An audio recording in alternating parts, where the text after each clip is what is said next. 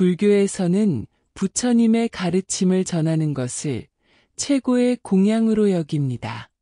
말법시대의 업보, 반드시 돌아오는 인과응보, 지금 이 순간 고통받는 당신에게, 혹시 지금 이 글을 듣는 당신이 누군가 때문에 마음이 아프신가요? 믿었던 사람에게 배신당해 잠 못 이루고 계신가요? 분한 일을 당해도 억울함을 토로할 곳이 없어 답답하신가요? 부처님은 단순히 참으라고만 말씀하지 않으셨습니다. 법화경에는 분명히 말씀하셨습니다. 선인행 선득선과 악인행 악득악과 선한 사람이 선한 일을 하면 선한 결과를 얻고 악한 사람이 악한 일을 하면 악한 결과를 얻는다고. 특히 말법시대인 지금 모든 업보는 즉시 돌아온다고 하셨습니다. 더 이상 참고 기다릴 필요가 없습니다. 우주의 법칙이 정의를 실현해 줄 것입니다. 마음이 힘든 사람들을 위한 특별 메시지. 지금 이 순간 고통받는 당신에게, 당신은 혼자가 아닙니다. 세상에는 당신과 같은 고통을 겪는 사람들이 많습니다. 그리고 그 고통을 이겨낸 사람들도 많습니다. 당신도 반드시 이겨낼 수 있습니다. 당신의 고통에는 의미가 있습니다. 지금의 고통은 더 큰 행복을 위한 준비 과정입니다. 다이아몬드는 극한의 압력 속에서 만들어집니다. 당신도 지금의 시련을 통해 더 단단하고 아름다운 사람이 되고 있습니다. 부처님이 당신을 보고 계십니다. 법화경에서 부처님은 말씀하셨습니다. 모든 중생이 고통에서 벗어나기를 바란다고. 당신의 고통을 부처님이 모르실 리 없습니다. 반드시 해결해 주실 것입니다. 실천할 수 있는 구체적 방법. 매일 아침 기도. 나무 관세음 보살님. 오늘 하루도 저를 보살펴 주시고 저에게 고통을 주는 사람들도 모두 행복하게 해주세요. 저의 마음에서 원망을 없애주시고 자비로운 마음을 갖게 해주세요. 매일 저녁 감사. 오늘 하루 무사히 보낸 것을 감사합니다. 작은 것이라도 감사할 일이 있었음을 감사합니다. 내일은 더 좋은 일이 있을 것을 믿습니다. 모든 존재가 행복하기를 기원합니다. 힘들 때 외울 수 있는 간단한 기도. 관세음 보살님, 도와주세요. 모든 것이 다 지나갈 것입니다. 나는 반드시 이겨낼 수 있습니다. 부처님이 나를 보고 계십니다. 희망을 잃지 마세요. 업보는 수학 공식처럼 정확합니다. 우주에는 완벽한 정의가 있습니다. 선한 일을 하면 반드시 선한 결과가, 악한 일을 하면 반드시 악한 결과가 따릅니다. 이는 부처님의 자비로운 약속이자 우주의 불변 법칙입니다. 당신의 현재 고통은 곧 끝납니다. 지금 당신이 겪는 고통은 영원하지 않습니다. 모든 것은 변합니다. 고통도 변해서 행복이 됩니다. 그 변화를 빨리 가져오는 방법이 바로 법화경 독송과 선업 쌓기입니다. 더 큰 행복이 당신을 기다립니다. 지금의 고통은 더 큰 행복을 위한 준비 과정입니다. 어둠이 깊을수록 새벽이 가깝습니다. 당신의 새벽이 곧 올 것입니다. 마지막 당부. 복수하지 마세요. 우주가 해결해 줄 것입니다. 원망하지 마세요. 그것은 새로운 악업을 만듭니다. 포기하지 마세요. 희망을 잃지 마세요. 법화경을 독송하세요. 관세음보살을 염송하세요. 작은 것부터 선업을 쌓으세요. 자비로운 마음을 기르세요.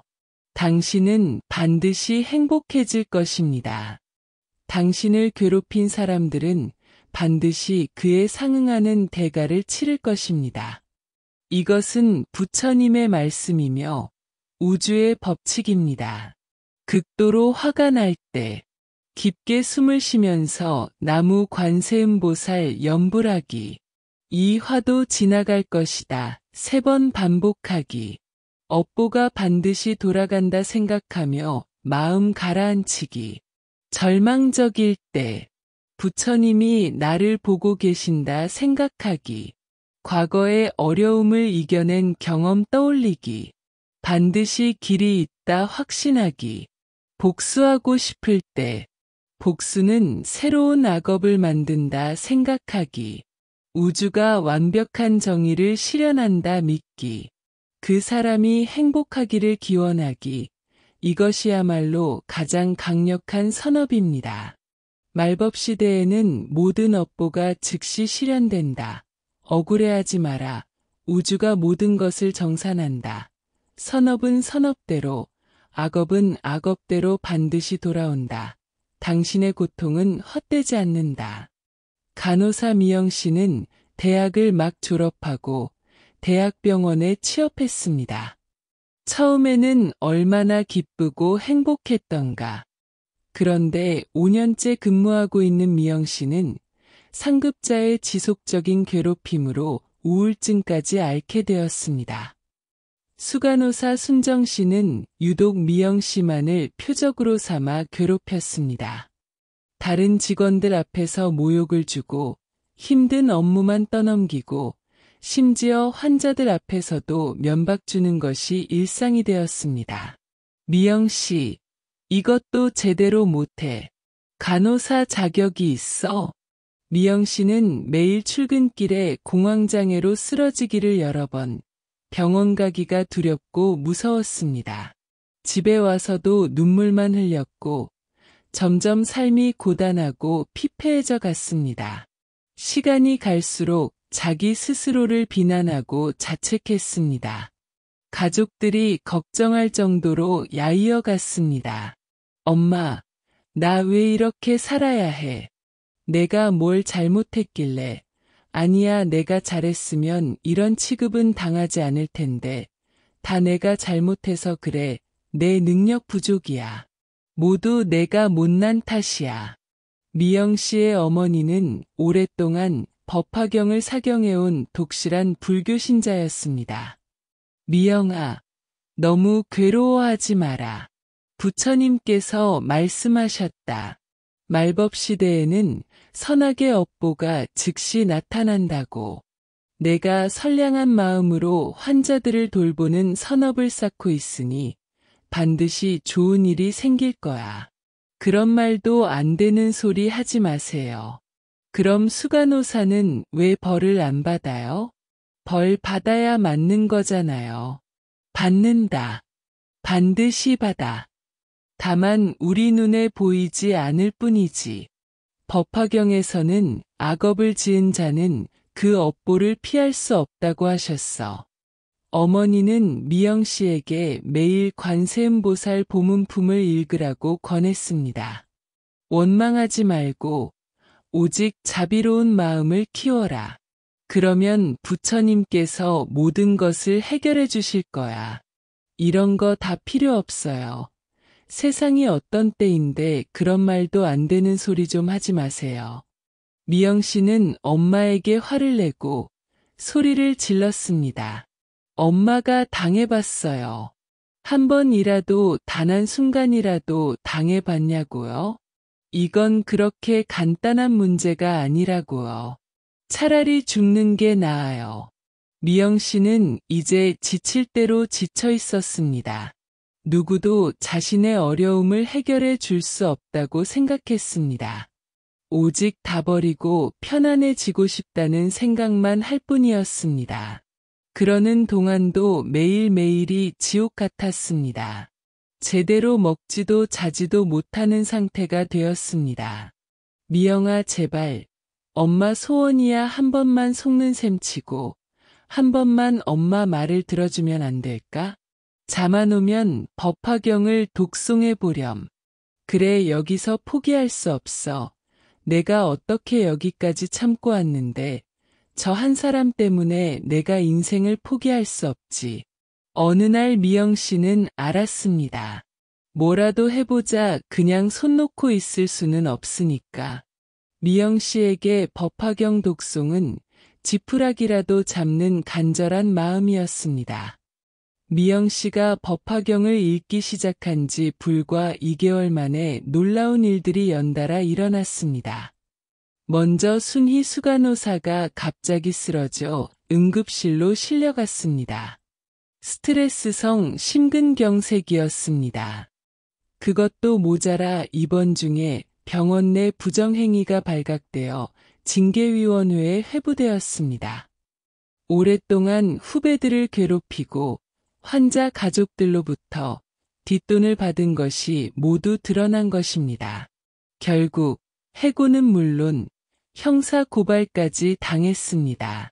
미영아, 정말 신기하다. 그 사람이 그동안 숨겨온 모든 악행이 한꺼번에 터졌어. 동료들이 놀라며 말했습니다. 그동안 순희 씨의 행포에 시달렸던 모든 간호사들이 뛸 듯이 기뻐하고 시원해했습니다. 한편 미영 씨에게는 좋은 소식이 연이어 왔습니다. 병원장이 직접 그녀의 성실함을 인정해 특별 승진을 시켜주었고 해외 연수 기회까지 주어졌습니다. 인과응보, 선을 행하면 선의 결과가, 악을 행하면 악의 결과가 반드시 돌아온다.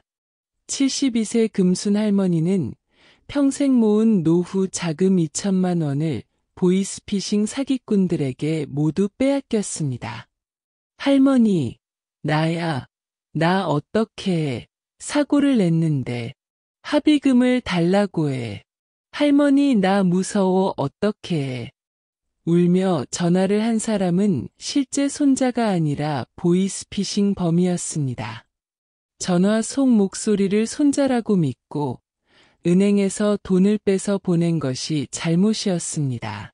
나중에 진짜 손자에게 전화해보니 아무 일도 없었습니다. 어떻게 이럴 수가 있어. 할머니는 며칠 동안 밥도 먹지 못하고 울기만 했습니다. 평생 고생해서 모은 돈이 한순간에 사라진 것입니다. 절망에 빠진 할머니를 딸이 절로 데려갔습니다. 주지 스님은 할머니의 사연을 듣고 말했습니다. 보살님, 너무 괴로워하지 마십시오. 법화경에서 부처님께서 말씀하셨습니다. 말법시대에는 모든 업보가 즉시 실현된다고. 그 사기꾼들이 지은 악업은 반드시 그들에게 돌아갑니다. 하지만 스님, 내 돈은 어떻게 해요? 보살님께서 평생 선업을 쌓으셨으니 반드시 더 큰 복이 찾아올 것입니다. 매일 법화경을 사경하며 마음을 다스리십시오. 할머니는 매일 절에 가서 법화경을 사경하기 시작했습니다. 시작한 지 한 달 만에 놀라운 소식이 들려왔습니다. 경찰에서 연락이 온 것입니다. 할머니를 속인 보이스피싱 조직이 일망타진되었고 피해 금액의 90%를 되찾을 수 있다는 것이었습니다. 정말요? 내 돈을 다시 찾을 수 있다고요? 더 놀라운 것은 그 조직의 우두머리가 체포되던 날 교통사고까지 당해 중상을 입었다는 것입니다. 사기로 번 돈으로 산 고급 외제차가 가드레일에 박혀 전복된 것입니다. 한편 할머니에게는 예상치 못한 행재가 있었습니다. 30년 전 아들이 보험에 가입해 준 것을 깜빡하고 있었는데 보험회사에서 연락이 와서 만기금 3천만 원을 받게 된 것입니다. 부처님, 정말 감사합니다. 감사합니다. 감사합니다. 잃은 것보다 더 많이 주셨네요. 살아갈 날이 얼마 남지 않은 저는 이 세상을 떠나는 그날까지 부처님 제자로 법화경을 사경하며 살겠습니다. 15년 결혼 생활을 해온 은영 씨는 남편의 불륜 사실을 알고 절망에 빠졌습니다. 남편은 회사 후배와 2년째 불륜 관계를 유지하며 심지어 이혼을 요구하고 있었습니다. 당신과는 더 이상 살 수 없어. 아이들은 내가 키울 테니까 당신은 나가. 남편 진수 씨는 불륜 상대와의 결혼을 위해 아내를 내쫓으려 했습니다. 심지어 재산 분할도 최소화하려고 온갖 술수를 부렸습니다. 은영 씨는 두 아이의 엄마로서 어떻게 해야 할지 몰랐습니다.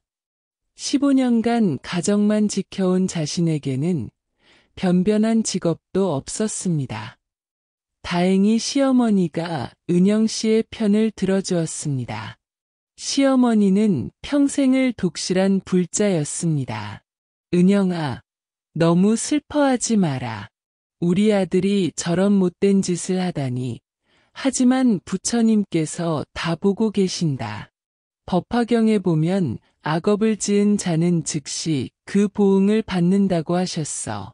어머님, 그래도 제가 어떻게 살아가야 할까요? 법화경을 사경해라. 그리고 원망하지 말고 오직 아이들과 내 자신을 위해 기도해라. 부처님께서 길을 열어주실 것이다. 은영 씨가 법화경을 사경하기 시작한 지 3개월 만에 남편과 불륜 상대에게 연달아 이상한 일이 닥쳤습니다.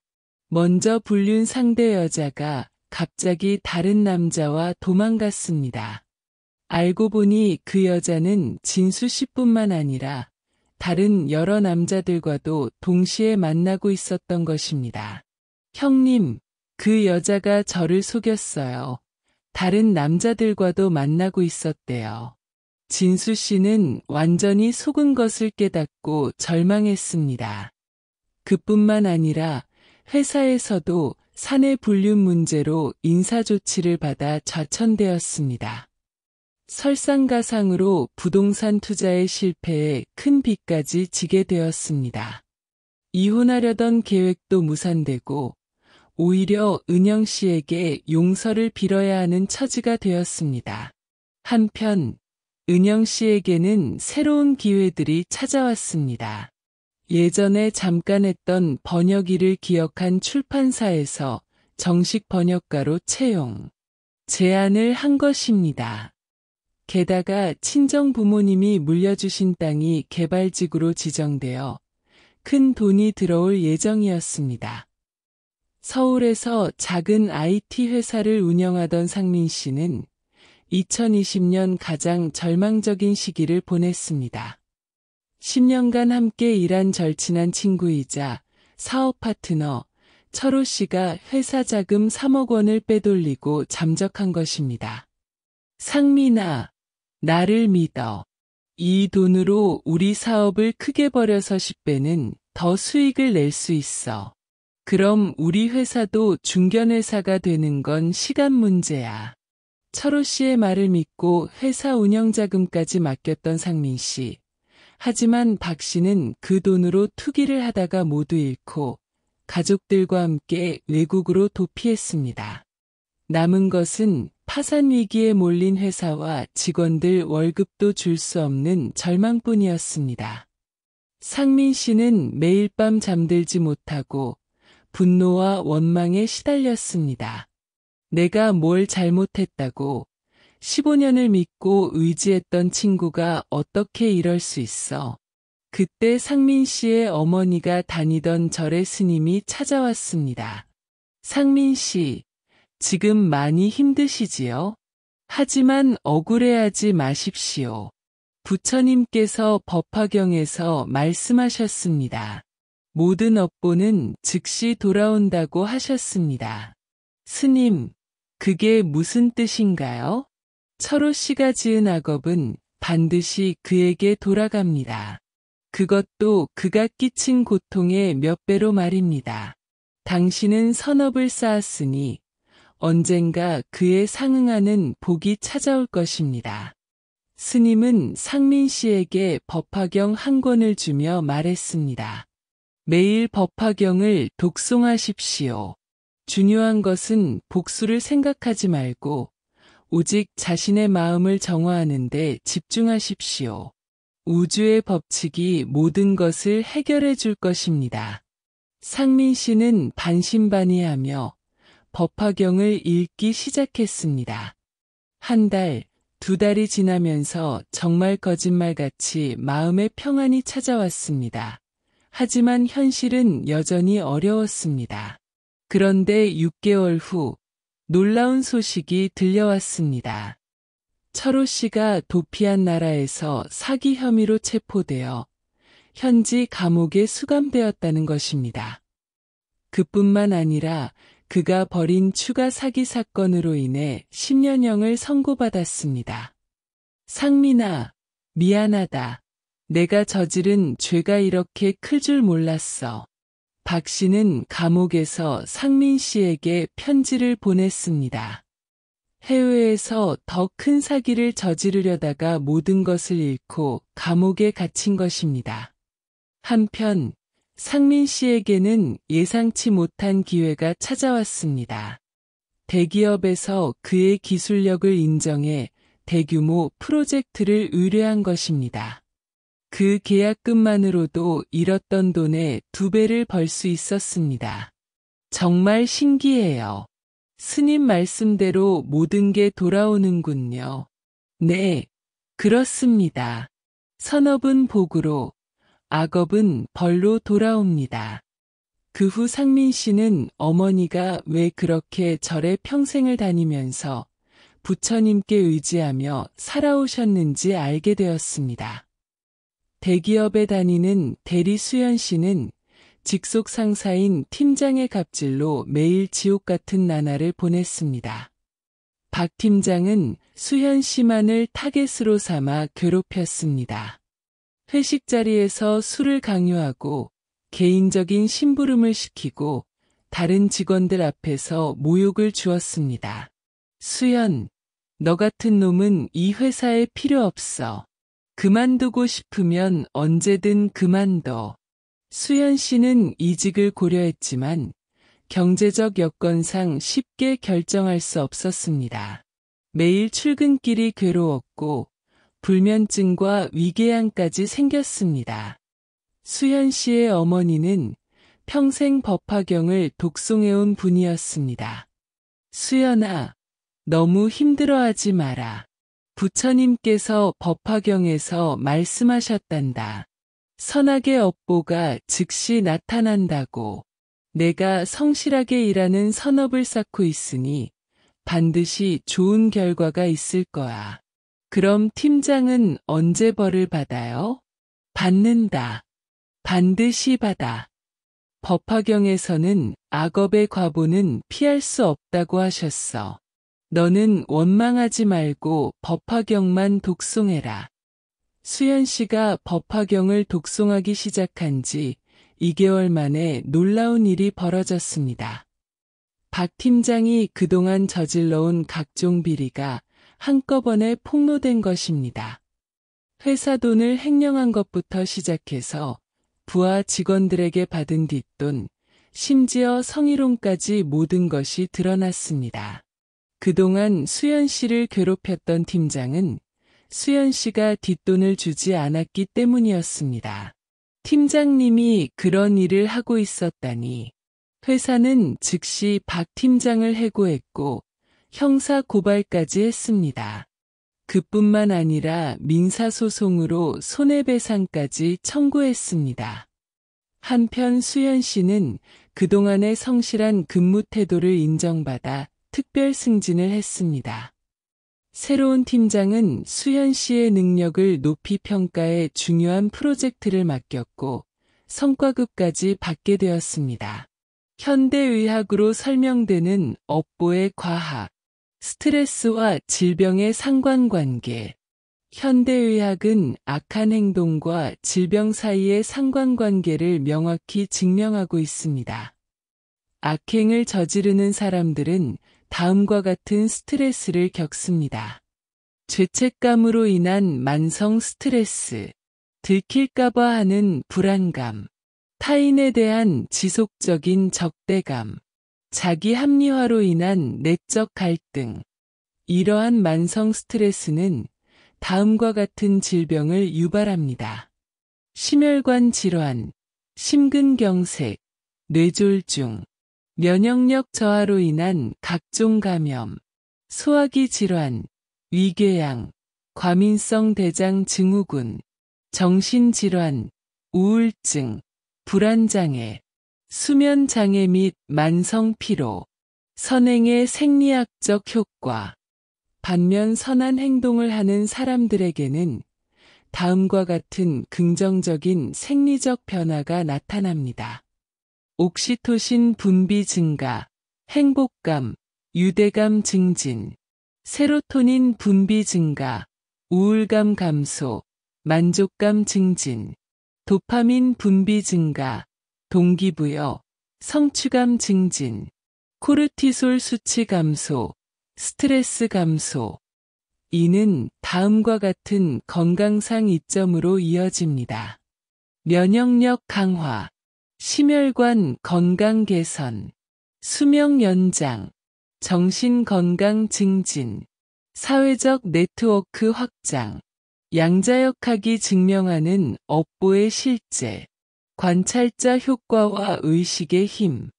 현대 양자역학은 관찰자의 의식이 현실에 직접적인 영향을 미친다는 것을 증명했습니다.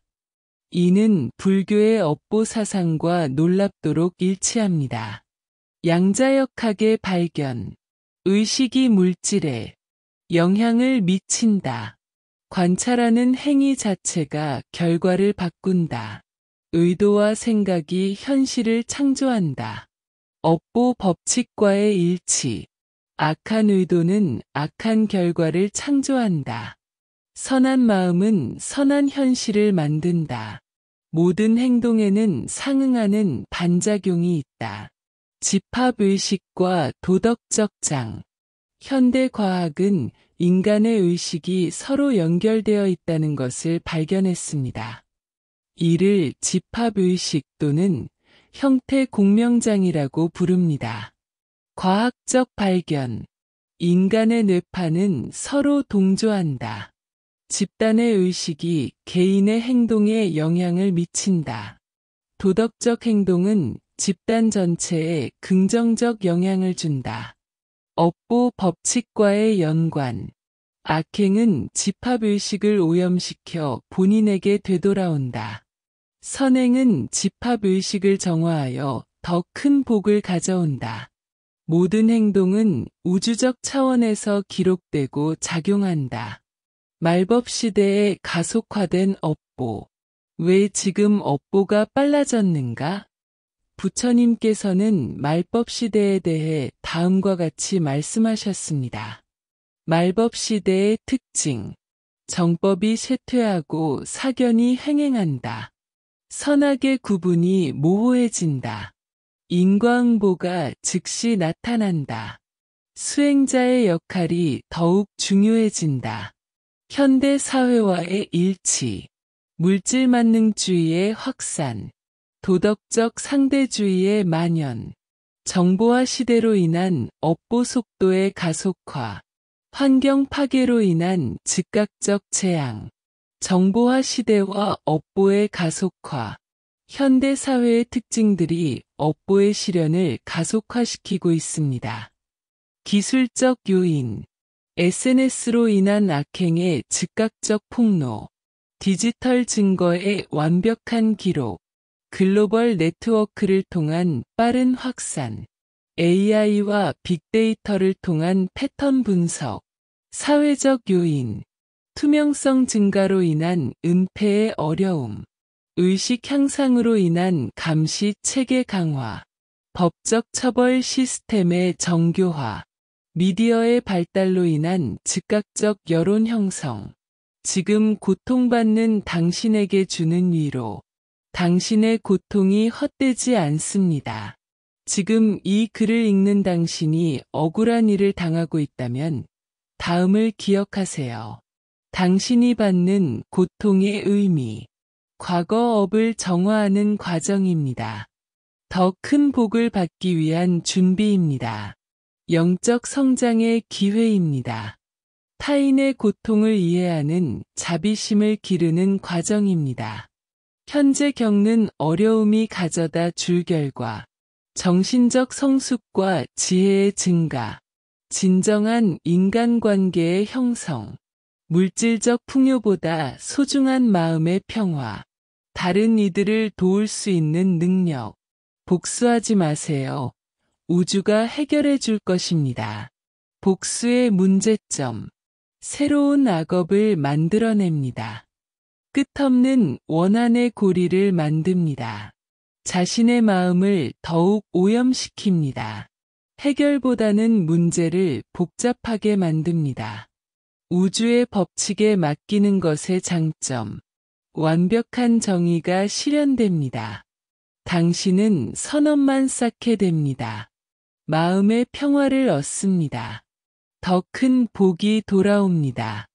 지금 당장 할 수 있는 일들, 법화경 독송이나 사경하기, 나무 관세음보살, 중생고뇌시 일심칙명호, 관음묘지력, 능구제오넥, 매일 아침 저녁으로 21번씩 외우세요. 마음이 괴로울 때마다 관세음보살을 염불하세요.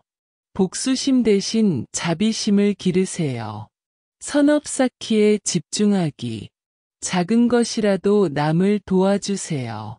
미소 짓기, 인사하기 같은 사소한 선행부터 시작하세요. 동물에게 먹이 주기, 길거리 쓰레기 줍기 등 부모님께 안부 전화드리기, 마음 정화하기, 명상이나 기도를 통해 마음을 비우세요. 자연 속에서 시간을 보내세요. 감사할 일을 매일 3가지씩 찾아보세요. 긍정적인 생각을 의식적으로 하세요. 업보를 빨리 받는 방법, 선업을 빨리 받는 방법, 법화경 독송이나 사경하기, 매일 규칙적으로 독송이나 사경하기, 이해보다는 정성스런 마음으로 독송이나 사경하기, 보시 행위, 경제적 여유가 없어도 작은 것부터 시작, 미소보시, 말보시, 시간보시도 효과적, 정기적으로 일정 금액 기부하기, 지속적인 선행, 매일 하나씩 작은 선행 실천, 부모님께 효도하기, 어려운 이웃 돕기, 환경보호 실천하기, 악업을 빨리 정화하는 방법, 진심 어린 참회, 자신의 잘못을 인정하고 뉘우치기, 피해자에게 진심으로 사과하기, 다시는 그런 일을 하지 않겠다는 다짐,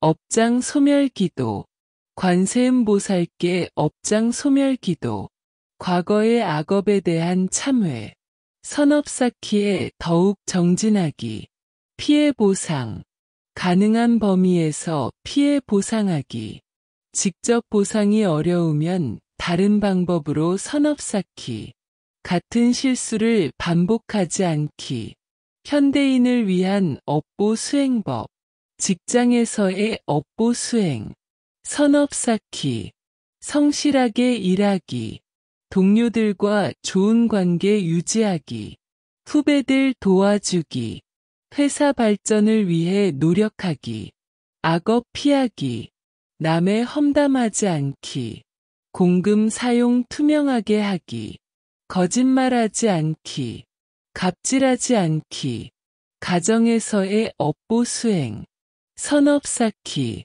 가족들에게 사랑 표현하기, 부모님께 효도하기, 자녀들에게 좋은 교육 제공하기, 화목한 가정 만들기, 악업 피하기, 가정 폭력 절대 금지, 배우자에게 불성실하지 않기, 자녀에게 나쁜 영향 주지 않기, 가족 간 갈등 조장하지 않기, 사회에서의 업보 수행, 선업 쌓기, 법규 준수하기, 세금 성실하게 내기, 사회적 약자 돕기, 환경보호 실천하기, 악업 피하기, 사기치지 않기, 남에게 피해 주지 않기, 거짓말하지 않기, 불의에 동조하지 않기, 업보가 늦게 오는 이유와 대처법.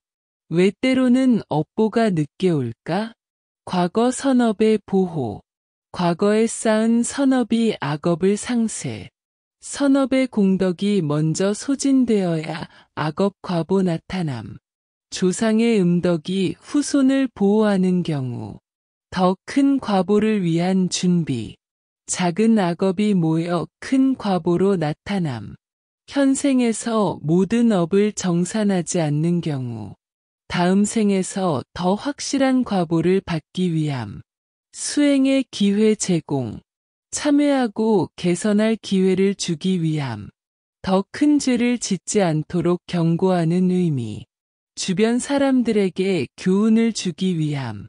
늦게 오는 업보에 대한 대처. 조급해하지 마세요. 업보는 반드시 옵니다. 아직 때가 아닐 뿐 빠짐없이 실현됩니다. 더 정확하고 완벽한 정의가 실현됩니다. 자신의 수행에 집중하세요. 남의 업보를 걱정할 시간에 자신의 선업을 쌓으세요. 법화경 독송으로 마음을 정화하세요.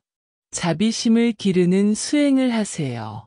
업보 수행의 실제적 효과, 개인적 차원의 변화, 신체적 건강, 면역력 증가, 스트레스성 질병 감소, 수면의 질 향상, 전반적인 체력 증진, 정신적 건강, 불안감 감소, 우울증 개선, 자존감 향상, 마음의 평화 증진, 사회적 관계, 대인관계 개선, 신뢰받는 사람이 됨, 좋은 사람들과의 만남 증가, 사회적 지위 향상, 사회적 차원의 변화, 가정의 변화, 가족 관계 개선, 자녀 교육 효과 증진, 가정 경제 안정, 화목한 분위기 조성, 직장의 변화, 업무 효율성 증가,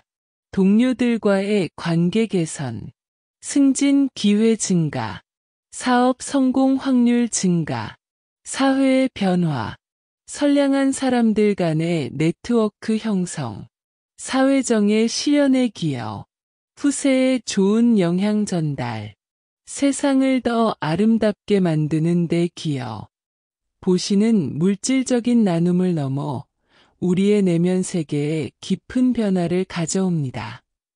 부처님께서는 진정한 보시가 우리의 정신적 성숙과 영적 발전으로 이어진다고 가르치셨습니다. 정서적 해방과 내면의 자유, 용서의 선물, 자신에게 상처 준 사람을 진심으로 용서하기, 감정 해방, 오래 품어온 분노나 원한을 내려놓기, 정서적 지지, 다른 사람의 감정을 판단 없이 있는 그대로 받아들이기, 자비 명상, 자신을 포함한 모든 존재에게 행복과 평화를 기원하는 명상하기, 미움이 줄어든다. 보시를 실천할수록 미움과 원한이 자연스럽게 사라집니다. 조급함이 줄어든다. 타인에 대한 배려는 서두름과 조급함을 줄여줍니다. 불안이 가라앉는다. 이타적 행동은 불안과 공포를 감소시킵니다. 숙면을 취한다. 마음의 평화는 양질의 수면으로 이어집니다. 미영 씨는 오랫동안 자신을 배신했던 옛 친구에 대한 분노와 원망을 품고 있었습니다. 그녀는 상담사의 조언에 따라 용서의 보시를 실천하기로 했습니다. 매일 그 친구의 행복을 진심으로 기원하는 시간을 가졌고, 한 달 후에는 익명으로 그에게 작은 선물을 보냈습니다. 처음에는 어색했지만 시간이 지나면서 그녀의 분노가 놀라울 정도로 줄어들었습니다. 잠들기 전 머릿속을 채우던 복수 계획과 분노의 생각들이 사라지자 그녀는 몇 년 만에 처음으로 깊고 편안한 숙면을 취할 수 있게 되었습니다. 의식의 확장과 지혜의 성장, 지식의 나눔, 자신의 전문 지식이나 경험을 무료로 공유하기. 진리 탐구. 함께 배우고 성장하는 스터디 그룹 만들기. 질문의 선물. 타인이 스스로 답을 찾을 수 있도록 통찰력 있는 질문 제공하기. 귀 기울이기. 다른 관점과 의견을 열린 마음으로 경청하기. 꿈이 맑아진다. 보시는 잠재의식까지 정화하여 꿈의 질을 개선합니다. 지혜가 열린다. 나눔을 통해 자신도 몰랐던 내면의 지혜가 열립니다. 관용이 생긴다. 다양한 관점을 수용할 수 있는 능력이 강화됩니다. 타인을 이해하게 된다. 타인의 상황과 감정에 대한 통찰력이 깊어집니다. 김 교수는 대학에서 가르치는 것 외에도 저소득층 학생들을 위한 무료 강의를 온라인에 올리기 시작했습니다. 처음에는 단순히 지식을 나누기 위한 목적이었지만 학생들의 질문에 답하는 과정에서 그는 자신의 학문적 이해가 더욱 깊어지는 것을 발견했습니다. 다양한 배경을 가진 학생들의 관점을 접하면서 그의 학문적 시야도 확장되었고, 이전에는 생각하지 못했던 새로운 연구 주제들을 발견하게 되었습니다. 밤에는 복잡한 문제의 해결책이 꿈속에서 명료하게 떠오르는 경험도 하게 되었습니다. 관계 개선과 소통의 공덕, 주의 집중, 대화할 때 스마트폰을 치우고 상대방에게 온전히 집중하기, 적극적 경청, 상대의 말을 중간에 끊지 않고 끝까지 듣기, 인정과 확인, 상대방의 감정과 경험을 인정하고 확인해주기, 공감 표현, 당신의 입장이라면 나도 그렇게 느꼈을 거예요와 같은 공감 표현하기, 경청하는 태도가 생긴다. 다른 이의 말에 진정으로 귀 기울이는 습관이 형성됩니다. 감사의 마음이 깊어진다. 타인의 존재와 기여에 대한 감사함이 커집니다. 눈물이 따뜻해진다. 타인의 고통에 함께 울 수 있는 따뜻한 공감 능력이 생깁니다. 자기 연민에서 벗어난다. 자신만의 문제에 갇히지 않고 더 넓은 시각을 갖게 됩니다. 지연 씨는 직장에서 늘 자신의 의견을 강하게 주장하는 스타일이었습니다. 그러나 명상 수련 후 경청의 보시를 실천하기로 결심했습니다. 회의에서 자신의 의견을 말하기 전에 최소 3사람의 의견을 먼저 듣고 요약해주는 습관을 들였습니다. 처음에는 어색했지만 이 습관이 팀의 분위기를 크게 개선했고 동료들도 그녀의 의견에 더 귀를 기울이게 되었습니다. 가정에서도 이 방식을 적용하자 10대 자녀와의 갈등이 크게 줄었고 남편과의 대화도 더 깊어졌습니다. 그녀는 다른 사람의 이야기를 진정으로 들으면서 내 인생의 이야기도 더 풍요로워졌다고 말합니다. 존재의 기쁨과 영적 성숙, 무조건적 사랑, 대가나 보상을 바라지 않고 사랑하고 봉사하기, 존재의 보시, 그저 함께 있어주는 것만으로도 위안이 되는 존재가 되기, 영적 지지, 타인의 영적 여정을 존중하고 지지하기, 자각의 나눔, 자신의 영적 깨달음과 통찰을 겸손하게 나누기, 존재 그 자체로 행복해진다. 외부 조건에 의존하지 않는 내면의 기쁨을 경험합니다. 이기심에서 벗어난다. 자신과 타인의 행복이 분리되지 않음을 깨닫게 됩니다. 균형 잡힌 감정을 갖는다. 극단적인 감정의 기복 없이 안정된 정서 상태를 유지합니다. 마음이 강해진다. 외부 환경이나 타인의 반응에 덜 영향받는 내적 강인함이 생깁니다. 성호 씨는 말기 암 환자들을 위한 호스피스 센터에서 봉사활동을 시작했습니다. 처음에는 환자들에게 무엇을 해주어야 할지 걱정했지만 곧 그들에게 필요한 것은 때로는 그저 함께 있어주는 것임을 깨달았습니다. 그는 환자들과 함께 앉아 손을 잡고 그들의 이야기를 들어주었습니다. 이 경험을 통해 그는 인생에서 진정으로 중요한 것이 무엇인지 깊이 성찰하게 되었고, 일상의 사소한 문제들에 더 이상 크게 동요하지 않게 되었습니다. 죽음 앞에서 진정한 삶의 의미를 배웠다고 그는 말합니다. 그의 가족과 친구들은 그가 예전보다 더 평온하고 강인해졌으며 어떤 상황에서도 균형 잡힌 태도를 유지한다고 말합니다. 무주상보시. 불교에서는 보시의 가장 높은 형태로 주상보시를 이야기합니다. 이는 주는 이, 받는 이, 그리고 주는 행위 자체에 집착하지 않는 보시를 말합니다. 부처님께서는 금강경에서 이런 형태의 보시가 가장 큰 공덕을 가져온다고 가르치셨습니다. 익명의 기부, 자신의 이름이나 신원을 밝히지 않고 기부하기, 기대 없는 도움, 어떠한 감사나 인정도 기대하지 않고 돕기, 자연스러운 나눔, 의식적인 선행이 아닌 자연스러운 삶의 방식으로 나누기, 보편적 사랑, 특정인이 아닌 모든 존재를 향한 보편적 자비 실천하기. 집착에서 자유로워진다. 결과나 보상에 대한 기대 없이 순수하게 행동할 수 있게 됩니다. 자아 개념이 약화된다. 나라는 고정된 자아관념이 점차 약화됩니다.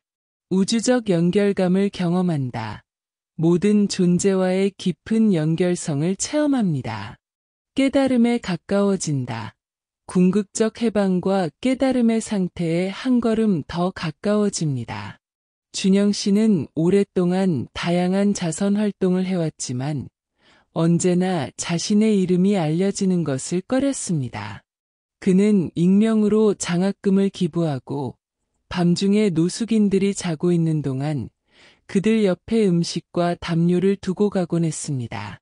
누군가 그에게 왜 자신의 선행을 알리지 않느냐고 물었을 때 그는 진정한 보시는 거울 앞에서 하는 춤과 같아요. 누가 보든 보지 않든 춤의 아름다움은 변하지 않죠라고 대답했습니다. 그는 이런 익명의 보시를 통해 자신의 내면에 특별한 평화가 깃들었다고 말합니다. 도움이 필요한 이를 돕는 것은 마치 오른손이 왼손을 돕는 것처럼 자연스러운 일입니다. 그것은 선행이 아니라 그저 삶의 방식일 뿐이죠. 보시와 현대사회의 도전. 현대사회는 우리에게 물질적 성공과 개인적 성취를 강조하며 때로는 보시의 가치와 상충되는 메시지를 전달합니다. 그러나 오히려 이러한 도전 속에서 보시의 실천은 더욱 중요한 의미를 가집니다. 디지털 시대의 보시, 디지털 디톡스 선물하기, 가족이나 친구들과 함께 스마트폰 없는 시간 가지기, 온라인 친절, 소셜미디어에서 긍정적이고 지지적인 댓글 남기기, 디지털 지식 나눔, 노인이나 디지털 소외계층에게 기술 사용법 가르치기, 온라인 커뮤니티 봉사, 온라인 지원 그룹이나 포럼에서 조언과 격려 제공하기, 현존감이 높아진다. 현재 순간에 더 온전히 머물 수 있게 됩니다. 정보 분별력이 향상된다. 디지털 정보의 질과 가치를 더 잘 판단할 수 있습니다. 온라인과 오프라인의 균형을 찾는다. 가상 세계와 실제 세계 사이의 건강한 균형을 유지합니다. 디지털 스트레스가 감소한다. 기술로 인한 불안과 스트레스가 줄어듭니다. 태영 씨는 IT 회사에서 근무하는 프로그래머로 주말마다 지역 노인복지관에서 노인들에게 스마트폰 사용법을 가르치는 봉사활동을 했습니다. 처음에는 단순히 기술을 가르치는 것이었지만 곧 그것이 노인들의 고립감을 줄이고 가족과의 연결을 강화하는 데 큰 도움이 된다는 것을 알게 되었습니다. 이 경험은 그에게도 영향을 미쳐 자신의 디지털 사용 습관을 재평가하게 되었습니다. 그는 매일 저녁 7시 이후에는 스마트폰을 멀리하고 가족과 실제 대화에 집중하는 습관을 들였습니다. 그 결과 그의 불면증이 개선되고 가족 관계가 깊어졌으며 업무 시간에도 더 집중할 수 있게 되었습니다. 바쁜 일상 속의 보시, 시간의 티스푼, 하루에 15분만 다른 일을 위해 할애하기, 기다림의 선물, 줄을 서거나 신호등을 기다릴 때 조급해하지 않고 평온함 유지하기, 작업 중 친절, 바쁜 업무 중에도 동료에게 도움과 지원 제공하기, 효율적인 보시, 일상 루틴에 자연스럽게 통합될 수 있는 나눔 방식 찾기, 시간 인식이 변한다. 시간에 쫓기는 느낌 대신 풍요로운 현재를 경험합니다. 우선순위가 명확해진다. 진정으로 중요한 것과 그렇지 않은 것을 구별하는 능력이 향상됩니다. 스트레스 탄력성이 커진다. 압박 상황에서도 평정심을 유지하는 능력이 강화됩니다. 삶의 리듬이 자연스러워진다. 조급함 대신 자연스러운 삶의 흐름을 따르게 됩니다. 지민 씨는 새 아이의 엄마이자 풀타임 회사원으로 항상 시간에 쫓겼습니다. 하지만 그녀는 시간의 티스푼 개념을 실천하기 시작했습니다. 출퇴근 버스에서 15분 동안 옆자리 노인과 대화를 나누거나 점심시간에 10분만 직장 동료의 고민을 들어주는 시기였습니다. 처음에는 이런 작은 시간도 아까웠지만 점차 이 짧은 순간들이 그녀의 하루에 특별한 의미를 더한다는 것을 깨달았습니다. 놀랍게도 이런 실천을 통해 그녀는 이전보다 시간에 쫓기는 느낌이 줄었고 오히려 하루가 더 풍요롭게 느껴졌습니다. 남을 위해 시간을 내면 시간이 나에게 더 많은 것을 돌려주는 것 같아요라고 그녀는 말합니다. 보시의 총체적 접근, 몸, 마음, 영혼의 통합. 진정한 보시는 우리의 전체 존재, 몸, 마음, 영혼이 참여하는 통합적 행위입니다. 부처님께서는 이러한 통합적 보시가 가장 완전한 형태의 나눔이라고 가르치셨습니다. 통합적 보시의 실천, 전인적 봉사, 신체적 노동, 감정적 지지, 지적 안내를 모두 포함하는 봉사활동 찾기, 맞춤형 보시, 받는 이의 실제 필요와 상황에 맞는 최적의 도움 제공하기, 지속적 성장, 자신의 보시 능력을 계속 발전시키기 위해 배우고 성장하기, 공동체 참여, 다양한 배경과 능력을 가진 사람들이 함께하는 공동체 활동에 참여하기, 전인적 건강을 경험한다.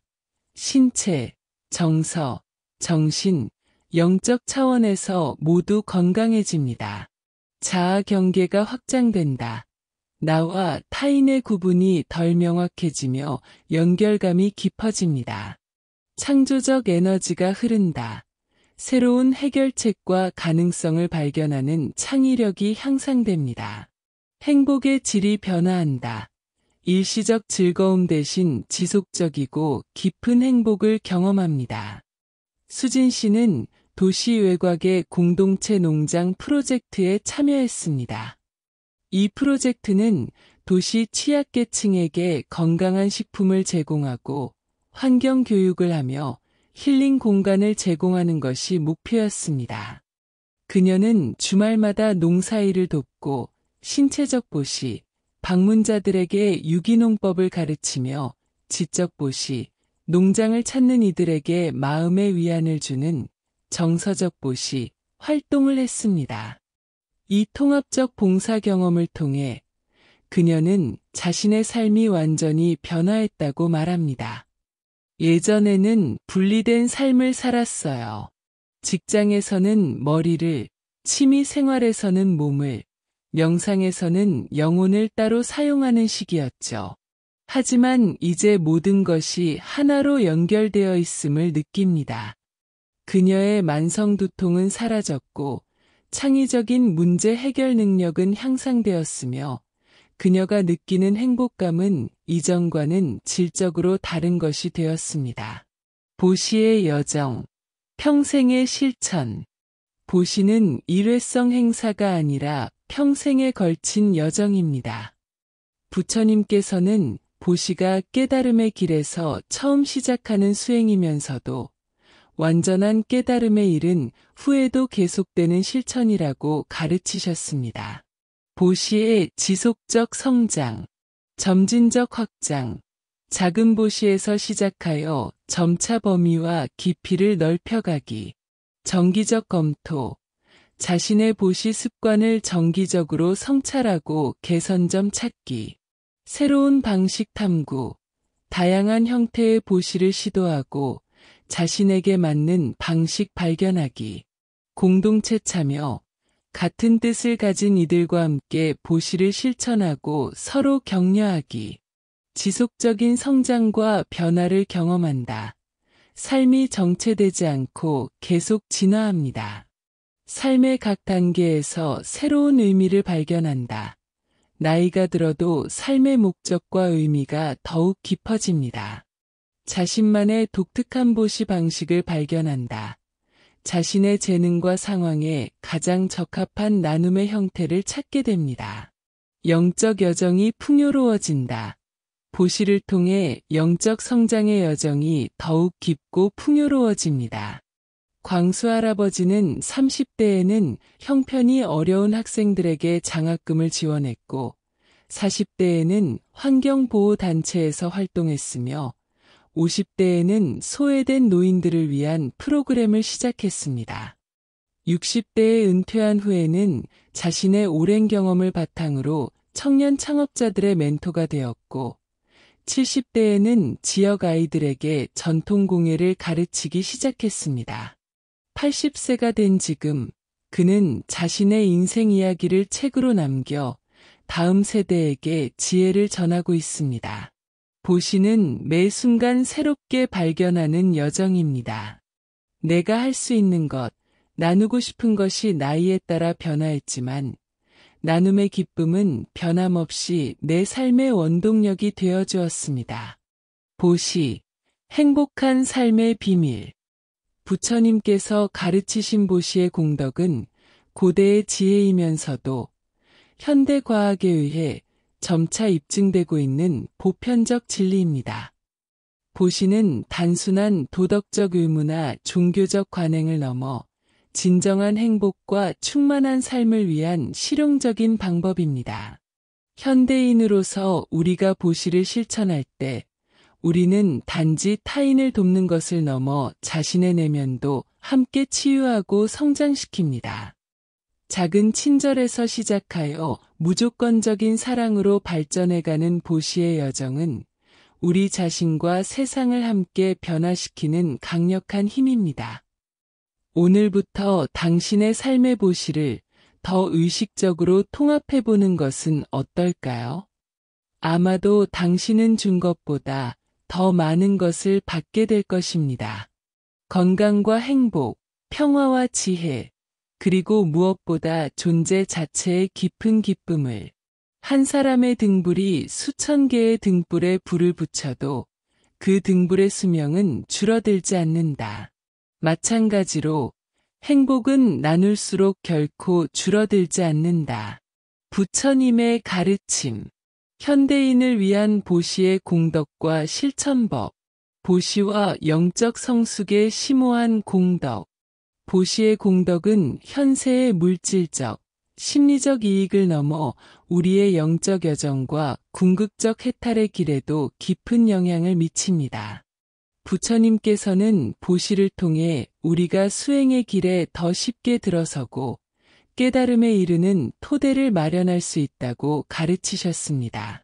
죽음과 내세의 안정, 무상성찰, 모든 것이 변하고 사라진다는 진리를 매일 명상하기, 집착 내려놓기, 물질적 소유와 자아에 대한 집착을 점진적으로 줄이기, 임종자 돌봄, 호스피스나 임종 돌봄 자원봉사에 참여하기. 윤리적 생활, 옥외, 불살생, 불투도, 불싸움, 불망어, 불음주를 지키며 살기. 죽음이 평온하다. 보시를 통해 집착을 줄인 사람은 죽음의 순간에도 평온함을 유지할 수 있습니다. 천상에 태어날 수 있는 복을 짓는다. 불교적 관점에서 선한 업은 좋은 내세의 토대가 됩니다. 다시 인간으로 태어날 때 좋은 조건을 얻는다. 윤회의 관점에서 보시는 다음 생에 좋은 환경에 태어날 씨앗이 됩니다. 두려움이 줄어든다. 죽음과 미래에 대한 불안이 감소합니다. 현철 씨는 40년간 의사로 일하며 많은 환자들의 죽음을 지켜봤습니다. 은퇴 후 그는 호스피스 센터에서 자원봉사를 시작했고 자신의 의학 지식과 경험을 무료로 나누었습니다. 그는 임종을 앞둔 환자들에게 위안을 주고 남은 가족들을 지원했습니다. 이 경험을 통해 그는 자신의 죽음에 대해서도 깊이 성찰하게 되었습니다. 젊었을 때는 죽음이 두렵고 멀게만 느껴졌지만 이제는 그것을 자연스러운 과정으로 받아들이게 되었습니다. 내가 남을 위해 베푼 것들이 제게 평온함을 가져다 주었어요. 그의 친구들과 가족들은 그가 나이가 들수록 더 평화롭고 만족스러워 보인다고 말합니다. 그는 종종 내가 가진 것들을 기꺼이 나눌수록 떠나야 할 때 더 가벼운 마음으로 떠날 수 있을 것이라고 말합니다. 지혜와 깨달음의 성장. 법보시 불교의 가르침이나 지혜로운 조언을 나누기. 명상 지원. 다른 이들의 명상 수행을 도울 수 있는 환경이나 기회 제공하기. 질문의 선물. 상대방의 지혜를 일깨울 수 있는 질문하기. 영적 서적 나누기. 자신에게 영감을 준 책이나 가르침 공유하기. 기억력이 좋아진다. 지식을 나눌수록 자신의 기억력과 인지 능력이 향상됩니다. 지혜가 열린다. 타인을 위한 보시는 자신의 지혜를 더욱 깊게 합니다. 사유가 맑아진다. 생각의 명료함과 통찰력이 발달합니다. 염오심이 사라진다. 세속적인 욕망과 집착에 대한 혐오감이 자연스럽게 줄어듭니다. 부처님의 무한한 광명과 가피가 늘 함께 하시길 빌겠습니다.